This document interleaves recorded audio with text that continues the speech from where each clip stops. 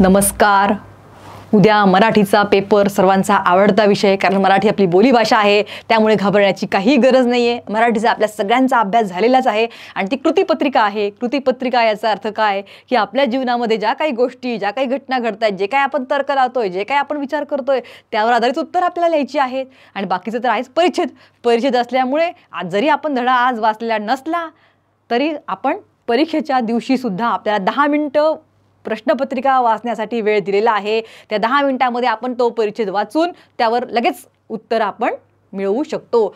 त्यानंतर दुसरे जे प्रश्न आहेत ते तत्वमतचेच आहेत की या ठिकाणी रहदारीचे नियम का पाळावेत, आनंदी राहण्यासाठी तुम्ही काय करता, तुमच्या जीवनातला आनंदाचा क्षण कोणता, अशा प्रकारचे अगदी आपल्या दैनंदिन जीवनावर आधारित प्रश्न आपल्याला राहणार आहे. निबंध तर सोपाच आहे, पहिलीपासून आतापर्यंत आपण निबंधाचा सराव केलेलाच आहे. त्याचप्रमाणे आपण हे देखील पाहिलेलं आहे की वेळेचं नियोजन काय करायचं. 3 तासाचा वेळ आहे, 10 मिनिटं आपल्याला तपासण्यासाठी ठेवलेले आहेत. म्हणजे 3 तास 10 मिनिटाचा वेळ आपल्या हातामध्ये आहे. ह्या 3 तासामध्ये आपल्याला भरपूर लिहायचं आहे, पण ते सुद्धा तर्कसंगत लिहायचं आहे, विचार करून लिहायचं आहे. कृतीपत्रिका आहे, ही कृतीपत्रिका आपल्या दैनंदिन जीवनातल्या प्रश्नांवर आधारितच आहे. त्यामुळे पेपर आपल्याला खूप सोपा जाणार आहे. सुटसुटीत आणि मुद्देसूद उत्तरं हे महत्त्वाचे आहेत. अक्षर छान लिहा. एक विभागातले प्रश्न पूर्ण झाल्याशिवाय दुसऱ्या विभागाकडे जाऊ नका. विभागातल्या प्रश्नांची उत्तरांची सरमिसळ करू नका.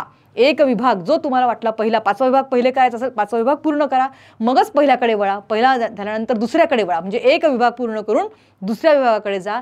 अशा पद्धतीने आपल्याला अगदी घाई गडबड गोंधळ न करता पेपर सोडवायचा आहे. मराठीचा पेपर हा खूप सोपा आहे, कारण ती कृतीपत्रिका आहे. सर्वांचा अभ्यास झालेलाच आहे.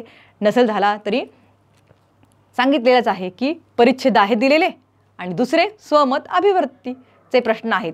त्यामुळे अतिशय सोपा असा हा पेपर आहे. सर्वांना मराठीच्या पेपरसाठी बेस्ट ऑफ लक. धन्यवाद.